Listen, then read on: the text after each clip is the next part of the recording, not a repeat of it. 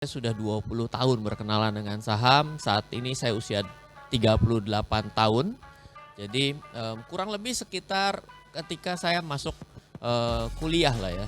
Ini lagi sambil ngomong sambil ada Mungkin beatnya. boleh tim Seru juga. sound sistemnya agak dikecilkan Oke, sedikit. kita akan mulai aja biar bisa mempersingkat waktu. Ya. Ya, saya akan coba sharing pada hari ini. Kelihatannya panitia jangan-jangan nanti kalau saya sebutin CV saya kelihatannya nanti kayak salah ngambil narasumber ya. Jadi saya sarjana S1-nya adalah sarjana seni rupa, S2 saya baru di jalan yang benar, perbankan dan pasar modal.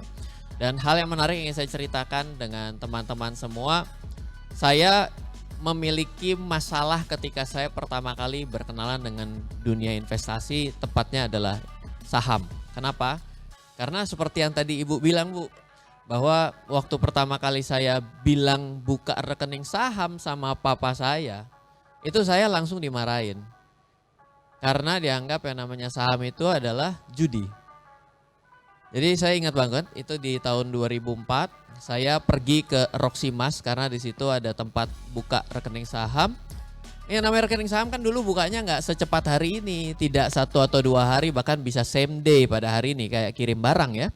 Itu hampir 1 minggu. Jadi saya waktu itu baru buka formulir, saya pamer dong sama papa saya. Saya pulang, rumah saya dekat sini di Batu Tulis Raya. Jadi ketika saya pulang, saya kasih ke papa saya buka rekening saham. Dia lagi balik, karena papa saya ini kan seniman, jadi begadang, jadi mungkin rada ngantuk jam 12 siang. Dia balik badan ke saya, jual! Kok jual? Kaget nggak? Kaget kan? Saya juga kaget hari itu. Yang dijual apa? Orang belum dibeli, rekening belum dibuka. Ini baru formnya. Ini kalau udah menjelang jam 12 siang, cara membuat bangun harus begitu ya. Baik, Mas. Yang terjadi adalah saya dimarahin. Karena tante saya tahun 98 bangkrut dari saham. Mau tahu ceritanya? Kapan papa saya akhirnya percaya bahwa saham itu adalah kendaraan investasi yang benar? 2004, 18 tahun. Akhirnya papa saya sekarang punya saham. Mau tahu tahun berapa? Tahun pertama papa saya beli saham? Ada yang bisa tebak? 2004. 2004 Pak. Wah, hebat sekali, saya bisa memberikan keyakinan ya. Instan sekali. Oke, salah Pak, mohon maaf. Ayo coba bisa bantu? 2008 waktu ada subprime mortgage ya. 4 tahun. Enggak, salah juga. 1 kali lagi. Kasih clue, no clue lah, pokoknya 2004 sampai dengan 2024 akhirnya dia membeli saham yang pertamanya pokoknya. Kira-kira Mbak? 2020, kejam juga. Jawabannya lah 2017. Udah lewat Mbak kalau tadi mau jawab, sama kayak tadi gitu saya beli brand, udah lewat juga. 2017 ketika saya dapat surat dari istana, dikasih penghargaan dari Bapak Presiden, tokoh inspiratif pasar modal mau dikasih penghargaan tanggal 6. Papa saya tanya, ini apa?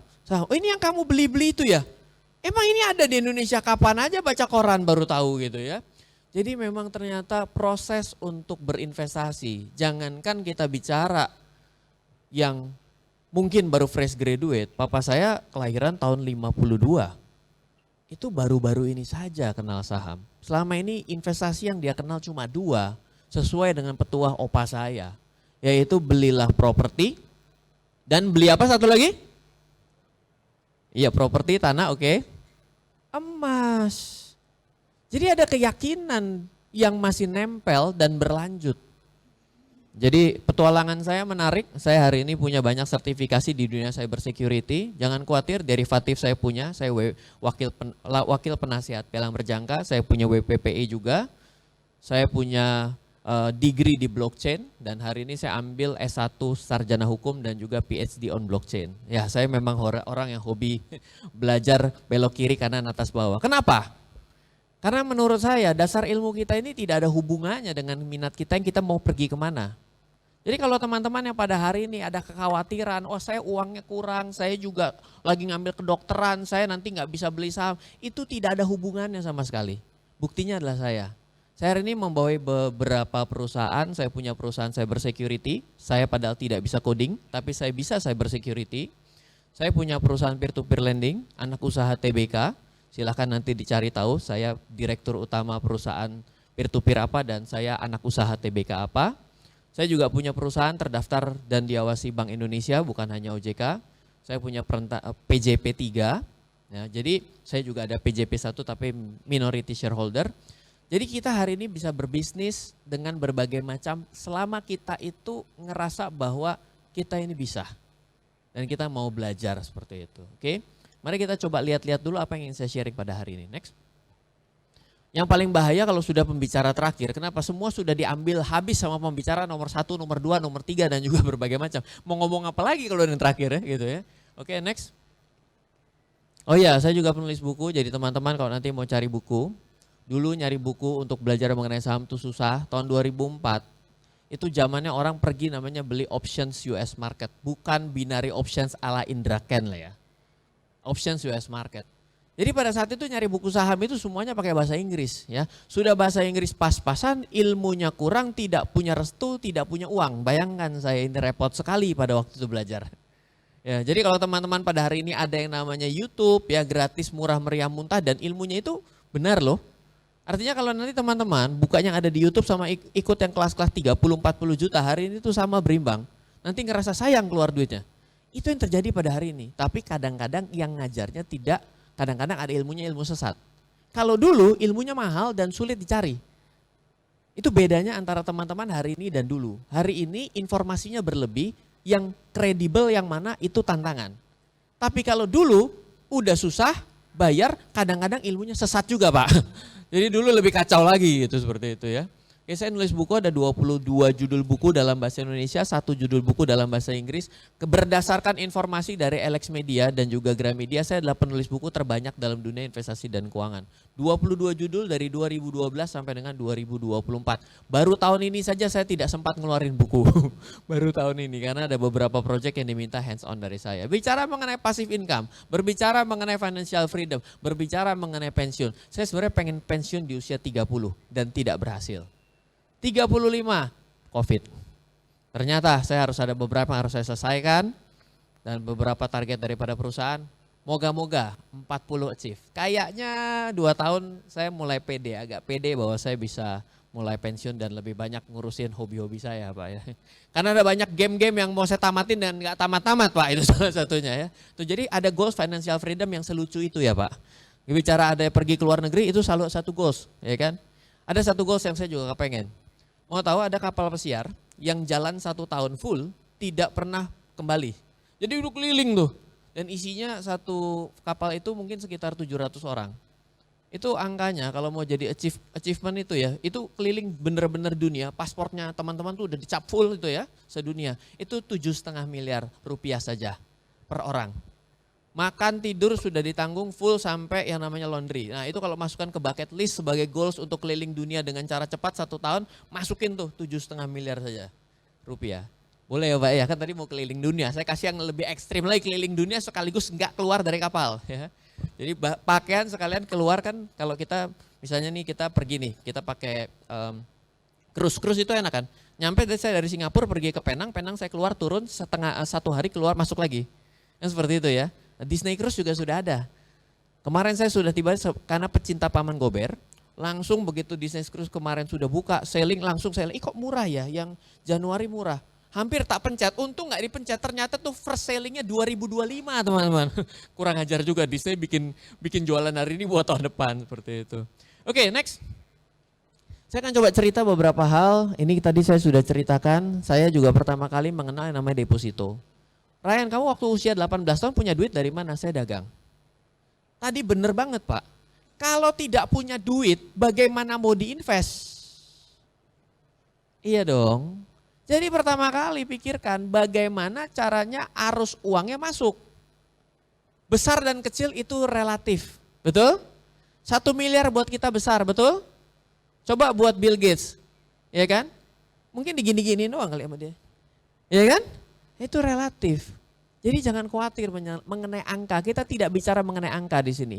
Makanya bicara mengenai keuangan biasakan dengan yang namanya persentase. Itu akan jauh lebih masuk akal karena angkanya lebih bisa dilihat secara general. Oke. Saya mengenal deposito Lalu pertama kali perkenalan saya urutkan, saya kenal saham dan reksadana saham. Pada tahun 2004, tahun 2005 itu yang namanya beli saham enak banget. Kalau boleh saya ibaratkan ya, waktu tahun 2005, 2006 waktu beli saham itu salah pun harganya naik. Ya, bahkan sampai kita bikin jargon, lempar kucing ke atas keyboard yang kepencet hurufnya kita beli. Karena apa? 2005 ada reksadana yang memberikan return 100% per tahun. 2006 100% lagi. Sampai kita kalau trading agak stres kalah sama yang reksadana dan pasif. Sayang hari ini fund managernya sudah dicopot ya license ya yang 100% itu Bu. Oke, next. Kenapa saya tiba-tiba mau investasi? Teman-teman ada nggak sih pemikirannya sama seperti ini? Ada nggak yang hari ini? Coba angkat tangan aja nggak apa-apa. Salah di sini nggak apa-apa daripada salah di luar nggak ada yang ngasih tahu. Kalau saya ngomong saya sudah ngalamin. Saya berpikir dulu, kenapa saya mau investasi? Saya berpikir bahwa yang namanya saham itu membuat orang jadi kaya raya kalau punya saham. Dan kata kuncinya lebih keren lagi, kaya raya kalau punya saham sebentar lagi. Ada yang berpikir bahwa saham adalah kendaraan cepat kaya? Angkat tangan. Jadi benar nih di sini siap 50 tahun investasi saham? Lihat tadi yang cepat gak ada angkat tangan, berarti 50 tahun. Cepat kaya Pak? Ada pemikiran seperti itu, right? Betul ya? Sama Pak, saya juga pemikirannya seperti itu. Dulu. Kalau kita berpikir dengan cara cepat, sebenarnya cepatnya seberapa cepat? Pertanyakan seperti itu. Ini yang paling penting. Dan instrumen investasi itu semakin hari semakin beragam dan semakin overlapping. Loh, Ryan kok bisa bilang semakin beragam dan semakin overlapping? Hari ini di Amerika, kita pergi ke bursa Amerika, kita tidak hanya bisa beli saham doang. Kita tidak bisa beli obligasi doang. Tapi di sana kita bisa membeli ETF basisnya kripto. Makin bingung kan? Loh, sebenarnya kripto bahaya nggak sih? Kalau bahaya dan judi, bentar lagi skema Ponzi, kok bisa masuk ke bursa? Tambah bingung lagi di ujung sana. Loh, ada perusahaan exchange namanya Coinbase, kok bisa masuk ke bursa Wall Street? Kita akhirnya tanpa pemahaman dasarnya dilempar ke market. Itu seperti kita bingung, ini menunya mau yang mana nih? Indonesia baru 900 sahamnya. Pergi ke Singapura sudah bingung, sesak napas karena lebih banyak lagi. Pergi ke Amerika, begitu buka Nasdaq pun aja sudah sesak napas. Kenapa? Saham begitu banyak yang mau dipilih yang mana? Ya. Dan percayalah, hanya sedikit yang bertahan dalam jangka panjang. Banyakan yang bablas. Jadi ada betul sebagian yang bisa memberikan quote unquote cepat kaya, tapi ada banyak yang memberikan cepat kolaps. Dan terbukti juga Sri Rezeki Isman udah begitu hebatnya, begitu dunia tech kemarin gonjang-ganjing kita udah bingung, kita lihat juga kuat, Pak Lokeng Hong sempat main ke pabriknya, bablas juga. Gak segampang itu. Ingat, jangan pernah lupakan, tidak akan berbicara mengenai kecepatan kaya dalam saham, karena apa? Karena membeli saham adalah membeli perusahaan. Dan perusahaan harus dikelola oleh orang-orang yang ada di dalam perusahaan. Harga saham yang akhirnya terefleksi bisa dipencet di bursa tiap hari, itu dikarenakan banyak faktor. Tidak ada di sini kalau mau catat. Saya kasih rujukan bukunya juga. Yang pertama, yang membuat saham itu dapat diinvestasikan atau dipertimbangkan. Pertama tentunya adalah pendapatan perusahaan itu sendiri. Kenapa? Kalau perusahaan tidak pernah berpendapatan, namanya adalah jangan perusahaan, tapi ganti jadi panti asuhan. Logis dong. Lembaga sosial aja kalau keluar duit mulu. Loh Pak, startup nggak gitu? Enak aja loh. Coba yang gambarnya hijau pakai keranjang belanja dijual, hari ini juga dia cas gede-gedean demi apa? Demi pendapatan. Pendapatan udah tercapai. Dia mau ngejar yang nomor 2 Bapak Ibu dan teman-teman. Apa yang namanya kalau pendapatan sudah tercapai? Keuntungan. Mau dapat terus nggak pernah untung-untung namanya boncos. Sama namanya besar pasak daripada tiang. Teori peribahasa itu nggak main-main Bapak Ibu dan teman-teman. Itu peribahasa tuh pakai pemikiran-pemikiran tuh bikin peribahasa. Jadi ilmunya dalam. Jadi itu statement betul. Kalau seterus-terusnya adalah besar pasak daripada tiang, nggak akan jalan itu. At the end of the day harus make money. Yang kedua namanya adalah harus profit. Yang ketiga, berbicara mengenai perusahaan itu mesti memiliki integritas. Yang dilihat dari integritasnya mana? Ingat ya, kata kuncinya adalah perusahaan berinvestasi, membeli saham adalah membeli perusahaan. Harga saham yang kita beli akan terefleksi naik dan turun. Kenapa dia naik dan turun? Tanya dong. Ternyata ada syarat-syaratnya nih. 1, pendapatan, 2, laba. Oke, yang ketiga apa? Integritas. Tuh, integritas kelihatannya dari mana? Dari manajemen yang bisa kita lihat. Kompak nggak omongannya? Nah, kalau komisaris ketemu dengan manajemen aja udah saling sanggah. Masih ingat cerita Garuda? Yang komisarisnya sendiri nolak laporan keuangannya. Kita bilang, lu kan lu nolak ya? Lah kan lu di dalam. Lah apa kita yang di luar? Kau receh lagi kan? Mati dong. Kalau dia aja berantem di zona perang bintang, kita perang apa? Nggak ada perang-perangnya kita. Belum maju juga udah mati. Kan kita retail. Yang nomor 3 apa tadi? Manajemen yang care dan peduli. Dan tiba-tiba dia mengundurkan diri, kita boleh mundur lagi. Ingatlah Unilever. Gak apa-apa ya, mention dikit ya. Jadi ada contoh kasusnya jadi tahu ya. Makanya harganya nyungslep juga. Betul dong? 3. Lanjut, apa 4? Kira-kira. Adanya suka atau tidak suka, market maker itu bukan hal yang jelek. Atau disebut institutional ownership. Ini mau dikebet slide berapapun gak ada di sini ya. Karena ini kalau ditulis di sini bisa seminar 7 hari 7 malam. Ya. Yang keempat, institutional ownership. Apa institutional ownership? Ya market maker. Ya kalau nggak ada yang gini Bapak Ibu, sehebat-hebatnya kita riset, di ujung sana ada ratusan orang yang duduk dibayar mahal untuk mengelola uang yang besar. Mereka pasti punya akses lebih banyak, mereka pasti punya duit lebih banyak, dan mereka punya kuping lebih tajam dari kita. Betul? Daripada kita, betul? Yang cuma pakai laptop, minjem lagi laptopnya. Iya, kita pakai handphone, dia pakai udah banyak macam-macam. Institutional ownership, lihat dulu. Ada nggak institusi yang juga chip in di sana? Tapi nggak selalu ya, institusi juga kadang-kadang bisa kena bodohin juga.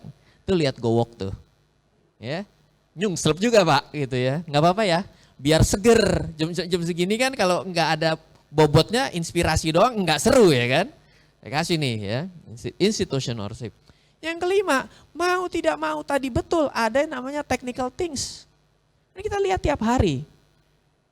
Dulu, kenapa saya belajar pertama kali analisa teknikal daripada analisa fundamental? Logika saya begini teman-teman. Harga bergerak tiap detik.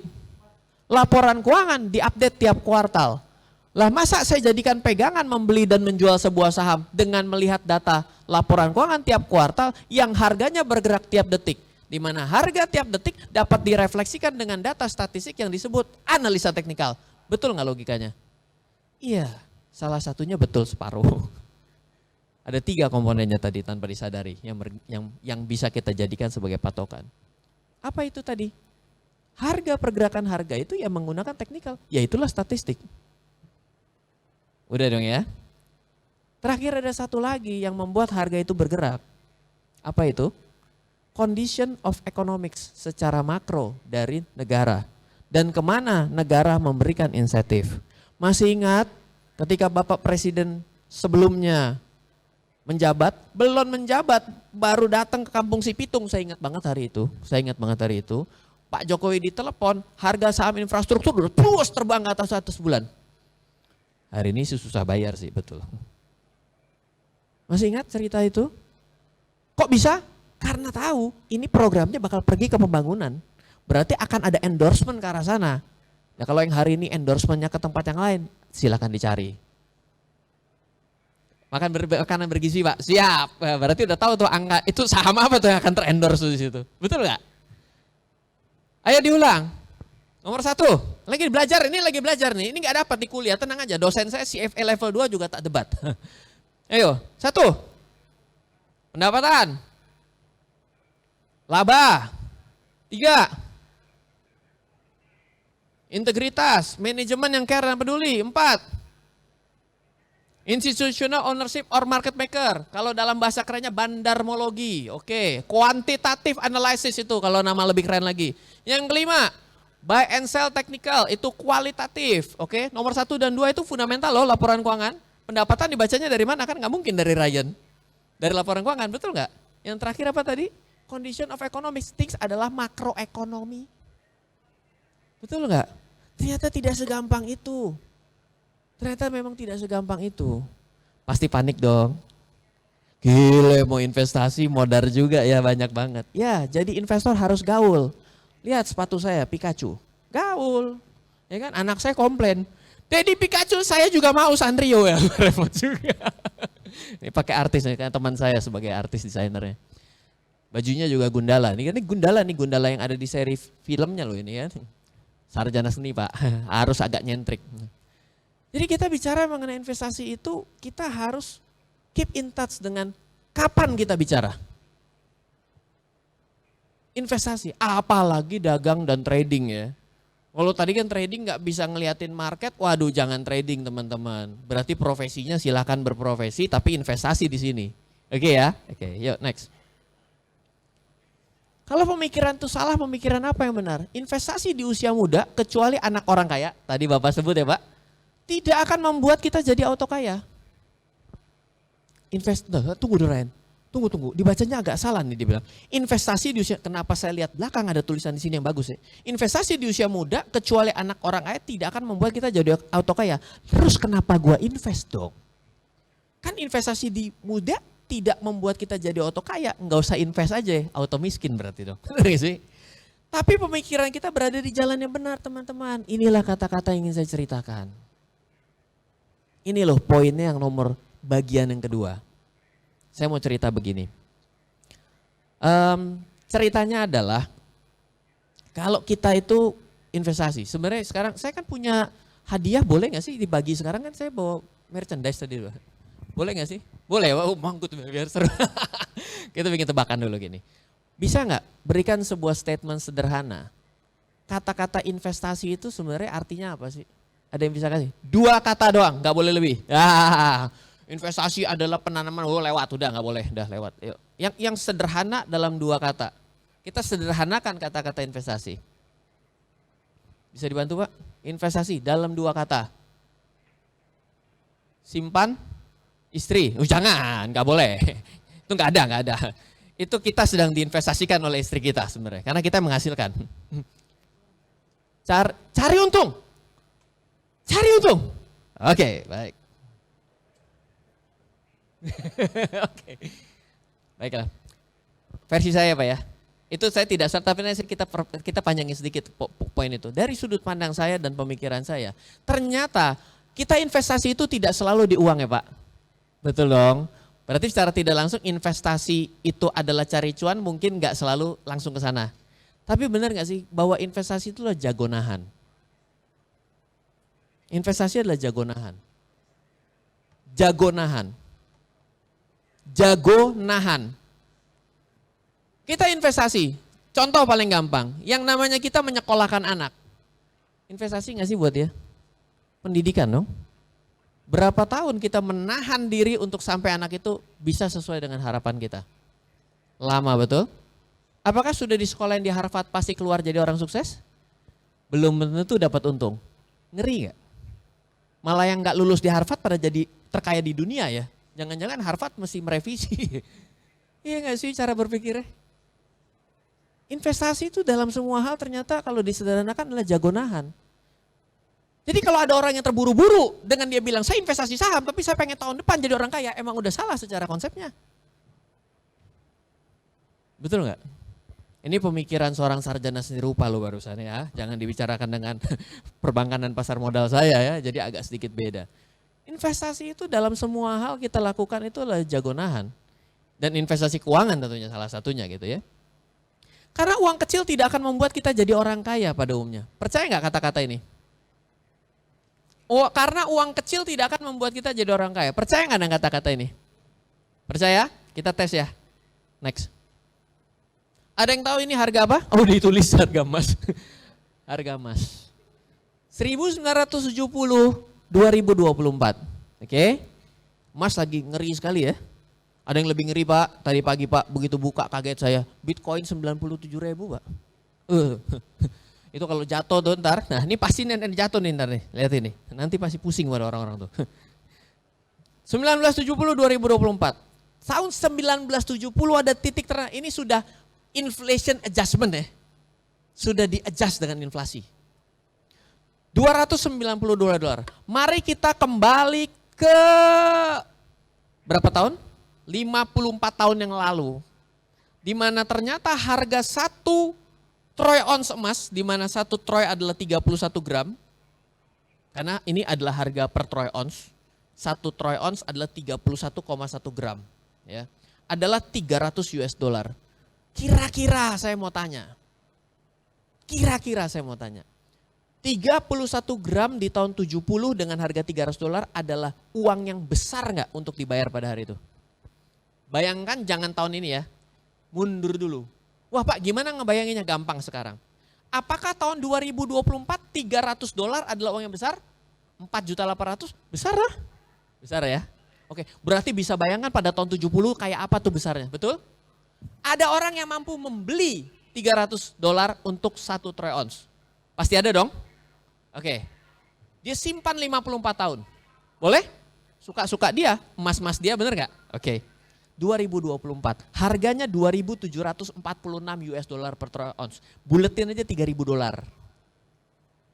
Dengan berinvestasi 54 tahun, 1 troy ounce menghasilkan 540 juta, betul? Orang itu jadi orang kaya langsung? Passive income? Financial freedom? Belum tentu. Kalau ternyata istrinya 3, ternyata uang yang sudah setengah mati pun dia beli di 54 tahun yang lalu, di hari ini karena dia cuma beli 1 kali bisa jadi nothing hasilnya. Itu pesannya. Karena dia hanya membeli 1 kali. Dan dia berpikir itu akan terjadi ledakan dan dia berpikir akan menjadi sesuatu yang puluhan ribu persen atau ratusan ribu persen. Ternyata usut punya usut. Dengan jagonya kita menebak harga sekalipun di masa yang lalu, kalau jumlah yang dimilikinya cuma sedikit, nggak akan ada hasilnya. Sehingga investasi itu ada 2 kata kuncinya. Sudah jago nahan, harus disiplin mengakumulasi. Sederhana. Knowing is nothing, but applying what you know is everything. Ngomongnya gampang, yang ada di depan juga susah kadang-kadang. Ya dong, begitu mau diinvest, biasa sebelah. Udah lama nih kita nggak pergi. Pergi yuk, mending kalau ke Jogja. Eropa yuk, hati gua gitu kan. Itu kehidupan kita sehari-hari. Ada spending, ada leisure things, ada dream. Apalagi ketika kita menikah. Makanya ketika masih karena teman-teman bisa berinvestasi di usia muda, enak. Kenapa? Minim interupsi dari tetangga. Iya dong. Kita mau beli yang udah bener aja susah, apalagi, kan gue jadi curhat ya. Kan apalagi kita, kalau sendiri enak. Jadi ada keunggulan teman-teman ketika teman-teman masih usia muda. Memang betul. Teman-teman mungkin uangnya terbatas. Tapi ternyata kata kunci investasi nggak ada hubungannya dengan uang yang terbatas pada saat ini. Tapi kata kuncinya adalah mau nggak menahan diri. Dan yang kedua, jangan sekali-sekali aja dong kalau beli. Investasi itu gampang. Karena kata kunci tidak bicara profit. Loh Ryan, yang benar kamu bicara tidak profit enak aja, harus untung. Yang benar. Ternyata ada orang yang tutup mata nih, dia beli tiap bulan. Tiba-tiba sekarang dia sudah punya 20 kilo emas. Emang dia penting sekarang angkanya harga berapa dia beli? 20 kilo emas loh. Nanti kejadiannya kayak yang di Surabaya tuh ya, yang beli sama Mas Antam. Udah banyak, kalau orang sudah banyak dan dicairkan, dia sudah tidak bicara lagi mengenai gue beli berapa dan untung berapa. Berapa nih nilai eksekusi saya hari ini, betul gak? Mindsetnya jadi berubah loh. Mindsetnya jadi berubah. Jadi jangan terlalu terpaku harus cuan. Kalau dagang iya betul harus untung. Kalau investasi mindsetnya adalah harus banyak. Coba deh rasakan. Kenapa? Karena kalau namanya bisnis saja, Bisnis itu berhasil karena ada dua, faktor kali dan nilai tambah. Kalau bisnis tidak memiliki nilai tambah, kita akan banting-bantingan harga. Ya kan? Tapi kalau bisnis tidak punya faktor kali, susah kaya. Saya punya toko, tokonya cuma satu, penghasilan netnya 1 juta. Coba bayangkan kalau saya punya toko yang dengan keadaan yang sama tapi 50 biji. Beda kan? Sama sebenarnya, cara berpikirnya akan ada di sana. Jadi teman-teman, pesannya saya nggak tahu, tolong di hold ya Mbak ya. Saya kalau udah ngomong kadang-kadang bisa sampai jam 12 malam, nggak makan juga nggak apa-apa gitu ya. Intermittence, jendela makan satu kali doang, jadi santai. Jadi kata kuncinya ketika kita berinvestasi itulah jago menahan diri dan harus banyak, harus sering. Loh Ryan, sebenarnya kenapa harus sering? Saya mengalami krisis beberapa kali, 98 kelas 6 SD. Can I do something? Kagak bisa. Rumah saya itu ngelihat istana langsung dan dibakar kiri dan kanan. Tuh rumah saya di Batu Tulis Raya. Jadi saya tahu sekali kejadian tahun 98, orang nenteng yang namanya troli dan ngangkat TV dan kulkas ngejarah. Saya ngelihat. Teman-teman saya tidak bisa pulang dan nginep di rumah saya. Karena sekolah dan rumah itu tepat depan-depanan. Santa Maria Juanda, masih bisa kelihatan kalau dari sini. 98 krisis. Ryan bisa membeli sesuatu? Nggak bisa. Nggak punya duit? Papa saya orang yang konservatif, jangan pernah ditanya, papa saya orang yang sangat konservatif. Ya. 2008, usia saya berinvestasi 4 tahun, baru 4 tahun. Apa pengalaman hidup yang saya terima pada tahun 2008? Saya kan dagang, begitu dagang cari duit di saham begitu gampang. Jangan lupa tadi cerita 2005-2006 lempar kucing, pencet tombol dibeli pun naik. Nggak pakai analisa, sombong dong. Kelihatan ya bekas-bekas muka sombongan dulu. Dulu kalau disuruh ikut part time sama teman, Ryan ikut part time yuk, berapa bayarannya? 250 ribu, 250 ribu. Orang kita mah per bulan net income 30 juta pada saat itu, bayangkan umur 18 saya dagang dan trading tuh udah bisa 30 juta per bulan. Dikasih 250 ribu kagak mau. Tapi saya tinggalin dagangan saya fokus trading saham. Tahun 2008 teman-teman Bapak Ibu, bursa tuh tiap hari dibuka gini, blek tutup, turun, auto reject bawah. Bukan sahamnya auto reject, bursanya. Market halting. Saya ngalamin, gak bisa makan seminggu bingung. Akhirnya saya sadar, oh saya mesti membesarkan income. Saya mesti melakukan diversifikasi. Mulai hari itulah saya kembali kerja lagi. Mulai hari itulah saya bukan hanya trading tapi saya mulai punya bisnis. Saya waktu itu mulai kembali bisnis, saya punya agent properti, habis itu saya punya bimbingan belajar, saya dulu guru. Jadi sebelum 2012 saya jadi guru sekolah ya, dan punya bimbingan belajar. Active income is the most thing, perlu sekali. Kenapa kan nggak punya active income? Bagaimana cara memperbesar passive income? Nggak bisa. Trading itu aktif loh teman-teman. Loh Ryan kenapa trading itu aktif? Iya, yang namanya pasif tidak diapa-apain, duitnya nambah. Strategi yang namanya pasif kriterianya harus 2. Ditinggal tidur harganya naik, pasif. Ditinggal tidur duitnya datang. Itulah pasif income yang sesungguhnya. Aktif income adalah kalau gue nggak kerjain nggak dapat duit nih. Trading gitu kan? Aktif dong. Ya, jadi trading saham itu bukan kegiatan investasi saham, tapi dagang. Dagang itu aktif. Coba jangan dipencet tombol buy-nya. Emang jadi untung? Enggak. Kalau udah dipencet, enggak di sell, kapan untungnya? Enggak naik, enggak untung-untung dong. Jadi invest dong. Iya betul, semoga invest di saham yang benar, bukan investasi semua yang turun yang di hold. Ya berarti namanya investor saham rugi. Bukan investor saham pemenang, itu ada siapa tuh? Siapa punya tuh, saya juga lupa tuh namanya. Oke, next. Pernah tahu permainan matematika ini? Ada yang tahu? Jangan di next ya. Pak, tunggu. Pernah tahu? Boleh tebak nggak angkanya berapa kira-kira? 100 perak. Uang besar? 100 dolar kali uang besar ya. Ada yang pernah nyoba-nyoba? Ini nggak bisa dihitung pakai sempoa ya. Mesti dihitung pakai kalkulator compounding interest namanya. Nanti cari kalkulator. Pernah itu nggak ini angka ini? 100 perak ditabung per bulan 100 selama 50 tahun diberikan bunga 25% per tahun. Jangan tanya bunga apa 25%, ini namanya ilustrasi ya. Oke. Kira-kira kalau di tahun ke-50 jadi berapa uangnya? Ayo, yang betul dikasih goodie bag tapi bukan nama saya, sama panitia. Pak, kira-kira Pak. Jangan pakai kalkulator Android, Pak. Hang. Kira-kira berapa? 100 juta? Contekan Pak, 100 kali 660 ribu. Kira-kira jadi berapa Pak? Ada yang bisa kasih pendapat? Mbak yang di belakang? Boleh dibantu? Kira-kiranya Mbak. Nanti kalau benar uangnya dikasih sama panitia, tapi gede soalnya. Bisa jawab? Nggak tahu ya, no idea. Tapi kira-kira berapa? 100 juta? 10 juta? No idea? Mbak silakan berpendapat. Oke, next. 1,1 miliar loh. Hah? 1,1 miliar? Kok aneh? Coba dipencet. Nanti cari ya namanya kalkulator compounding interest.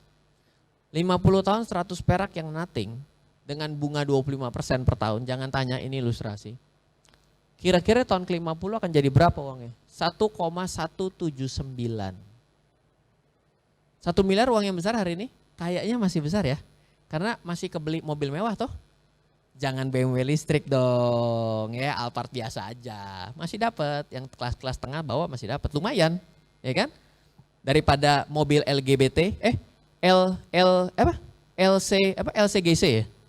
Oh salah, itu yang low cost ya, maaf, sorry. LGBT, oh iya, oke, maaf. Next.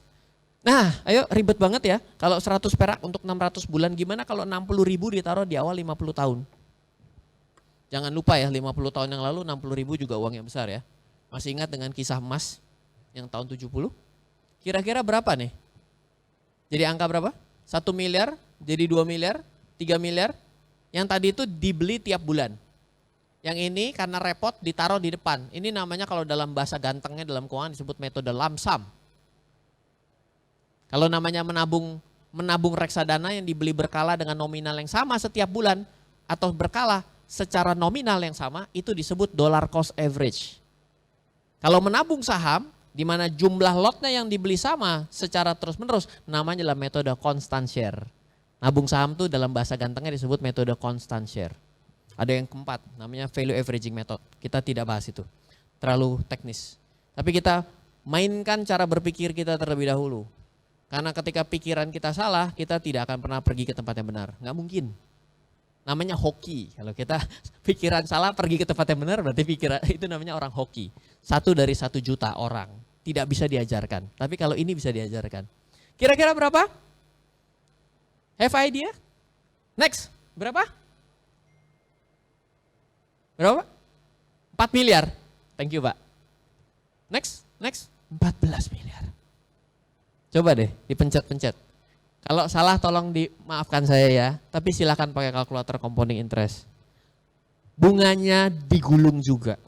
Jadi kata kuncinya untuk passive income dan financial freedom dengan menggunakan kendaraan saham itu masih masuk akal. Kenapa? Karena at least on average saham itu kalau dihitung-hitung dengan menggunakan Bursa Efek Indonesia dan indeks harga saham gabungannya masih on average hampir double digit lah. Meskipun dulunya waktu pertama kali saya belajar investasi 2004 itu on average 18%. Turun 16, 14, 12. Sekarang mungkin di 10 sampai 11. But it's okay. Meskipun tidak semua saham bisa memberikan nilai segitu ya Pak. Jadi kalau kita berada di dalam kondisi mendapatkan return investasi saham aja plus dividennya masih mendekati 10%, itu sudah keren loh pertumbuhannya. Tapi tidak bisa dilihat per tahun. Kita harus melihat saham itu investasi harus di atas 5 tahun. Kenapa begitu sih Ryan? Waktu tahun 2008, saya dapat pesan pertama adalah harus memiliki active income yang lebih dari 1. Saya mendapatkan pesan yang kedua. Ternyata tahun atau durasi itulah menjadi unsur pemaaf penurunan harga. Ngomong apa Ryan kalau itu barusan? Ternyata, saya ulang sekali lagi. Ternyata waktu atau durasi adalah unsur pemaaf atas penurunan harga. Maksudnya apa sih Ryan? Begini. Jadi ketika saya 2008 itu market turun, ya, apalagi market Amerika, saya rugi Amerika mungkin 3 Innova kali pada waktu itu ya. Karena yang namanya beli saham itu kan turun bisa di hold. Tapi kalau kita beli option ada expirednya. Jadi udah pasti itu expiredly worthless namanya, hilang tuh duitnya ya. Waktu itu di Amerika, Hewlett Packard tuh yang saya paling ingat pada hari itu yang saya beli dan ruginya besar. Jadi saya belajar begini, sebenarnya waktu yang paling optimal dalam saya boleh investasi saham itu berapa lama sih? Jadi paling optimal, saya mencari tingkat optimal dari sebuah investasi. Saya riset dari tahun 1890. Karena Nasdaq dan Standard & Poor sudah ada dari 1890 dan datanya pada tahun 2014 dan 2015 bisa saya download lengkap. Jadi saya kalau ngecek data tuh sampai kayak gitu. Saya tarik data tahun 1890, saya tarik sampai tahun 2020, 2015, 2016 pada saat itu. Ternyata kalau kita membeli secara berkala, jangan bicarakan metodenya adalah constant share atau dollar cost, ya. Membeli secara berkala setiap bulan, membeli berkala setiap bulan. Ternyata rata-rata pasar Amerika dan juga Indonesia, karena data tahun 9, saya sudah menggunakan data pada saat itu Bursa Efek Indonesia dari tahun 1986. Meskipun dibukanya kembali pasar modal Indonesia tahun 95. Saya pakai datanya tahun 86.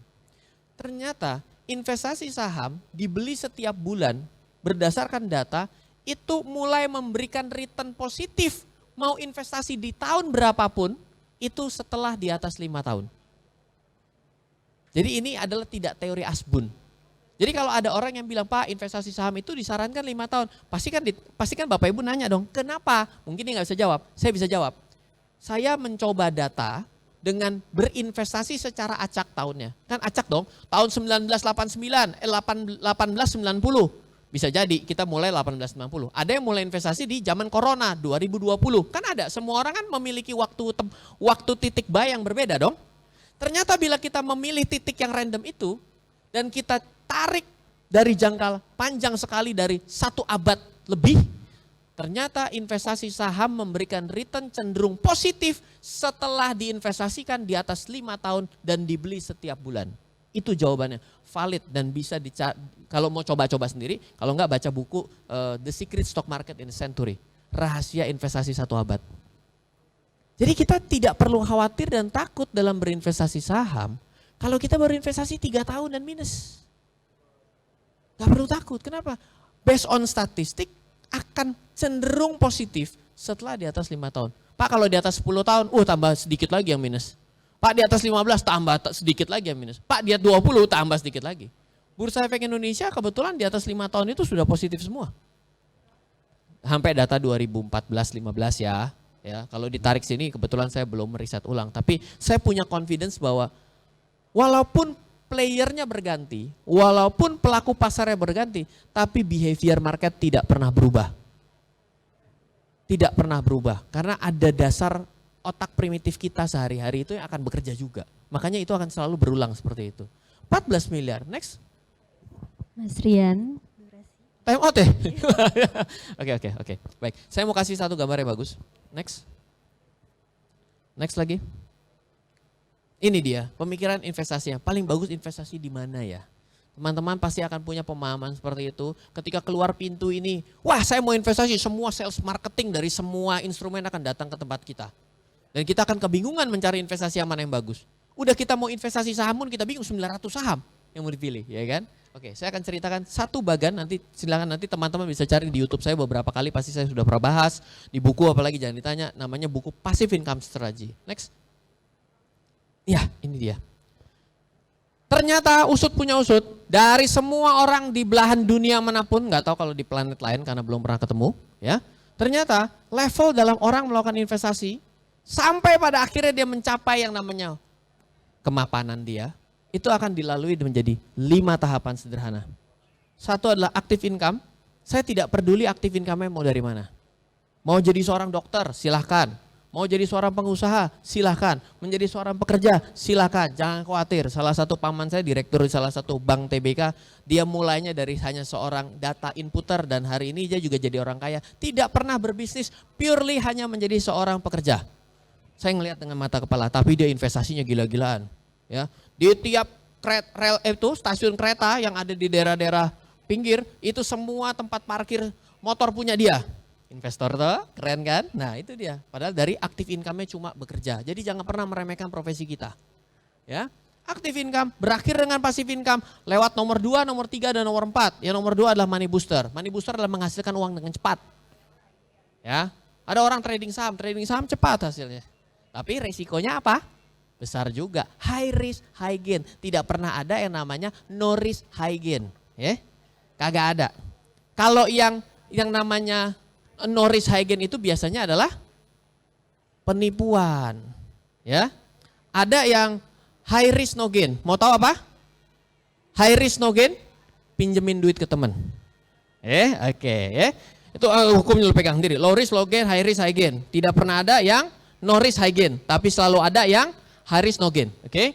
Level 2 money booster, cepat. Nanti tolong cari sendiri. Temanya adalah passive income strategy. Nanti cari sendiri karena waktunya terbatas.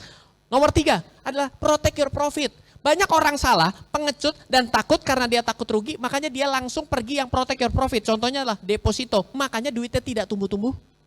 Karena apa? Mestinya dia lewat level 2, level 3, dia mulai ke level 3. Yang diprotek bukan modalnya, yang diprotek adalah profitnya. Nanti penjelasannya mohon maaf ya, ini agak sedikit panjang ya. Nah nomor 4 adalah creating wealth, mainan orang kaya. Mainan orang kaya mindsetnya 3. Yang satu adalah yang namanya business and acquisition. Mana ada orang kaya beli saham 1 lot? Tidak ada. Tapi dia beli 10% berapa duit kan begitu tuh. Bulking order, itu namanya akuisisi pelan-pelan ya.